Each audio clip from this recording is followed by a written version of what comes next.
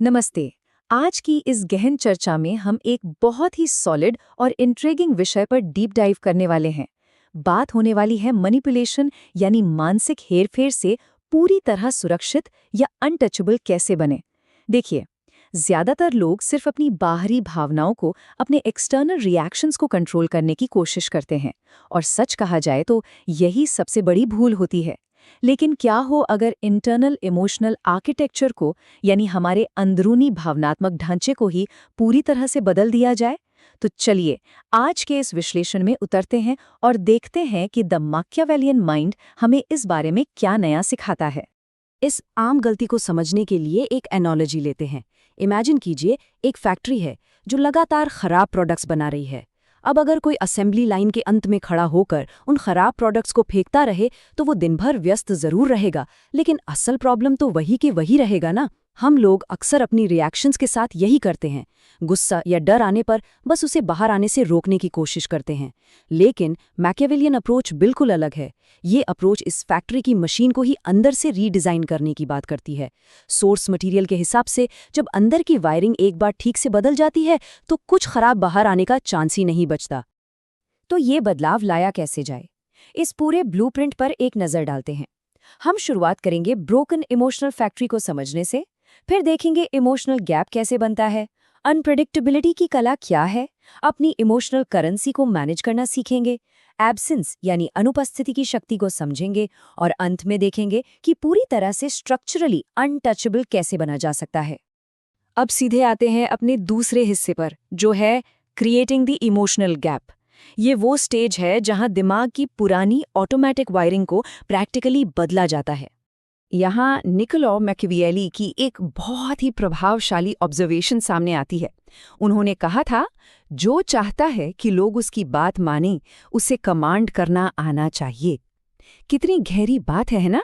बाहरी दुनिया पर अपना असर डालने से पहले खुद के अंदर की दुनिया पर पूरा एब्सोल्यूट नियंत्रण होना कितना जरूरी है। असल जीत तो इंटरनल दुनिया को जीतने में ही छिपी है। सोचिए, जब कोई अपमान करता है तो आमतौर पर क्या होता है? इस नॉर्मल फ्लॉड चेन को देखते हैं।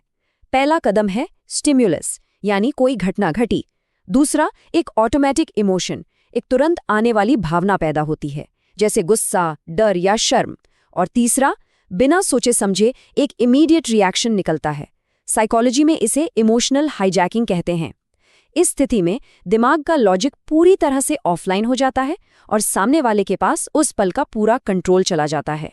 लेकिन अब इस नए ब्लूप्रिंट को देखिए, क्या हो अगर इस रिएक्शन चेन को ही तोड़ दिया जाए? स्टिम्युलस के बाद यहाँ एक गैप लाया गया है, एक ठहराव। इस 1 या 2 सेकंड के ठहराव में ये तय किया जाता है कि इस घटना का असल मतलब आखिर है क्या। इसे इमोशनल ट्रिगर डीकपलिंग कहते हैं। इस गैप के आते ही ऑटोमेटिक रिएक्शन की जगह एक डेलिब्रेट रिस्पॉन्स आता है, एक बिल्कुल सोच समझ कर दिया गया जवाब। जो इंसान इस गैप पर मास्टरी हासिल कर लेता है, उसे कोई दूसरा इजीली प्रोवोक नहीं कर सकता।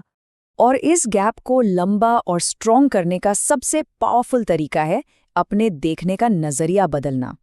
इसे साइकोलॉजिकल ओनरशिप शिफ्ट कहते हैं।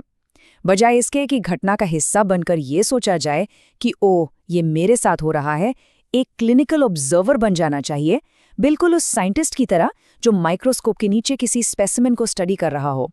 अगर कोई इंसल्ट कर रहा है तो वो कोई पर्सनल अटैक नहीं है, बल्कि वो सिर्फ सामने वाले का एक तरीका है डोमिनेंस दिखाने का। ये छोटा सा शिफ्ट किसी को भी टकराव से पूरी तरह ऊपर उठा देता है। अंदर का स्ट्रक्चर ठीक करने के बाद अब हम बढ़ते हैं अपने तीसरे हिस्से की तरफ, द आर्ट ऑफ अनप्रिडिक्टेबिलिटी, यानी अनिश्चितता को अपने कवच की तरह कैसे यूज किया जाए। यहाँ एक बड़ा ही इंटरेस्टिंग कॉन्सेप्ट है, परसेप्शन फ्रैगमेंटेशन कंट्रोल। लोग हमेशा हमारा एक मेंटल मैप, एक ब्लूप्रिंट बनाने की कोशिश करते हैं ताकि वो अंदाजा लगा सकें कि आगे क्या होगा। लेकिन सोचिए, अगर एक मीटिंग में कोई बिल्कुल शांत और ऑब्जर्वेंट हो, अगली ही मीटिंग में पूरी तरह से डोमिनेंट लीडर बन जाए, किसी एक कॉलीग के साथ वार्म और ओपन हो तो किसी दूसरे के साथ स्ट्रिक्टली प्रोफेशनल और कोल्ड, तो लोग कभी एक तय ब्लूप्रिंट बना ही नहीं पाएंगे। ये होती है डिलिब्रेट इनकंसिस्टेंसी। और ध्यान रहे, ये नकली बनना नहीं है, ये अलग अलग सिचुएशंस के हिसाब से अपनी पर्सनालिटी के अलग अलग असली पहलुओं को स्ट्रेटेजिकली आगे रखना है। इसी टेक्निक की थोड़ी और गहराई में चलते हैं। एक तरफ है सिंगुलर इमोशन, जो ओपनली खुश या गुस्से में दिख रहा है वो आसानी से पढ़ा जा सकता है, मैप्ड हो सकता है और इसलिए वल्नरेबल होता है। दूसरी तरफ एक बहुत ही मास्टर लेवल टैक्टिक है, इंटरनल कॉन्ट्राडिक्शन। इसका मतलब है दो बिल्कुल अलग स्टेट्स को एक साथ होल्ड करना, जैसे बाहर से बिल्कुल शांत और रिलैक्स दिखना, लेकिन अंदर से हर छोटी डिटेल पर फुली अलर्ट रहना। जब ये दो विरोधाभासी भावनाएं एक साथ होती हैं तो किसी के लिए भी अंदाजा लगाना बिल्कुल इम्पॉसिबल हो जाता है। यही अनप्रिडिक्टेबिलिटी सबसे बड़ा साइकोलॉजिकल आर्मर बन जाती है। चलिए अब आते हैं इस चर्चा के चौथे मुद्दे पर, मैनेजिंग इमोशनल करेंसी। देखते हैं कि ये रिएक्शंस और मेमोरीज आखिर किस तरह करेंसी की तरह काम करते हैं। मैकियावेली ने यहाँ फिर से एक सच्चाई बयान की थी कि तलवार के घाव तो वक्त के साथ भर जाते हैं, लेकिन जुबान के घाव शायद ही कभी भरते हैं। ये हिस्टोरिकल रेफरेंस इस बात पर जोर देता है कि पुराने इमोशनल दुख और उनसे बनी कहानियां कितनी खतरनाक हो सकती हैं। जब पुराने वूंड्स को लोग बोझ की तरह अपने साथ लेकर चलते हैं तो वो बैगेज उन्हें दूसरों के सामने कंप्लीटली प्रिडिक्टेबल और कमजोर बना देता है। इस इमोशनल बैगेज से बचने का एक सॉलिड फ्रेमवर्क यहाँ है, जिसे इमोशनल मेमोरी इरेजर डिसिप्लिन कहते हैं। इस डिवीजन को ध्यान से देखिए। एक तरफ है इमोशनल रेजिड्यू, जैसे गुस्सा, पुरानी शिकायतें और रिजेंटमेंट। इन्हें पूरी तरह से डिस्कार्ड करना होता है, डस्टबिन में डालना होता है। और दूसरी तरफ है क्लीन डेटा, जैसे दूसरे व्यक्ति के बिहेवियरल पैटर्न्स, फैक्चुअल इंटेलिजेंस। मान लीजिए किसी ने धोखा दिया, तो धोखा किस पैटर्न में मिला, इस फैक्ट को हमेशा याद रखना है, लेकिन उसके साथ जुड़े गुस्से और दर्द को सिस्टम से डिलीट कर देना है। गुस्से को निकालकर सिर्फ सबक को बचाना ही ठीक अप्रोच है। इसके साथ ही एक और अहम कॉन्सेप्ट जुड़ा हुआ है जिसे रिएक्शन वैल्यू सप्रेशन कहा गया है। नॉर्मली मैनिपुलेटर्स छिड़ाते इसीलिए हैं ताकि उन्हें एक विजिबल रिएक्शन मिल सके। उनके लिए रिएक्शन मिलना लॉटरी लगने जैसा होता है। लेकिन इस नए माइंडसेट में रिएक्शंस को एक बेहद कीमती, रेयर और हेविली गार्डेड रिसोर्स मानना होता है। इसे मुफ्त में नहीं बांटना। जब मैनिपुलेटर्स को लगातार जीरो रिएक्शन मिलता है तो उन्हें एक अजीब सा साइकोलॉजिकल वर्टिगो, एक खालीपन फील होता है और अल्टीमेट रिजल्ट ये होता है कि वो प्रोवोक करना ही बंद कर देते हैं। इस पूरे प्रोसेस के सबसे एडवांस्ड डिफेंसिव पोजीशन पर अब हम पहुंच चुके हैं। Section 5, the power of absence. ये एक लिटरली गेम चेंजिंग कॉन्सेप्ट है, इमोशनल नॉन पार्टिसिपेशन। हमारे आम सोशल रूल्स क्या कहते हैं?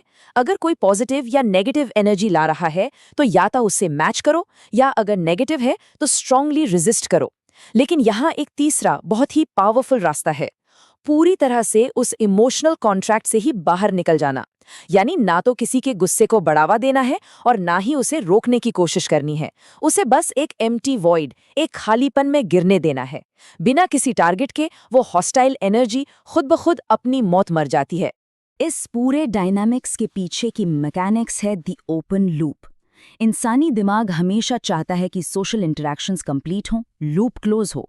जब किसी प्रोवोक करने वाले को टोटल साइलेंस या कंप्लीट एब्सेंस ऑफ रिस्पॉन्स मिलता है तो उसके दिमाग में एक जोरदार टेंशन पैदा होती है। उस बेचैनी में वो मैनिपुलेटर लूप क्लोज करने की कोशिश करता है, ओवर कंपनसेट करता है और फ्रस्ट्रेशन में अपने असल मकसद को, अपने कार्ड्स को उजागर कर देता है। और ये सब तब हो रहा होता है जब सामने वाला शांति से बस तमाशा देख रहा होता है। अब हम इस विश्लेषण के आखिरी और सबसे इंपॉर्टेंट फेज में आ गए हैं, the grand finale, becoming structurally untouchable. इस पूरे ब्लूप्रिंट का निचोड़ यहाँ इस सेंटेंस में है।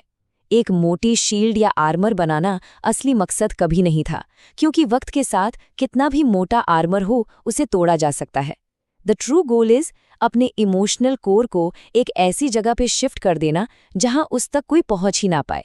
सोचने वाली बात है, अगर टारगेट ही गायब हो जाए तो उस पे हमला कैसे होगा? ट्रिगर्स और रिएक्शंस को परमानेंटली हटाकर एक व्यक्ति लिटरली एक मूविंग टारगेट बन जाता है जिसका सेंटर इनविजिबल है।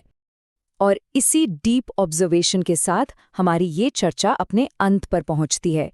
ये सब जानने के बाद एक बड़ा और थोड़ा चुभने वाला सवाल सामने आता है, क्या हमारा इमोशनल कोर अभी भी सबको साफ साफ दिखाई दे रहा है और आसानी से पढ़ा जा सकता है, या फिर क्या हमने उसे पूरी तरह से अनमैपेबल और अनकचेबल बना लिया है?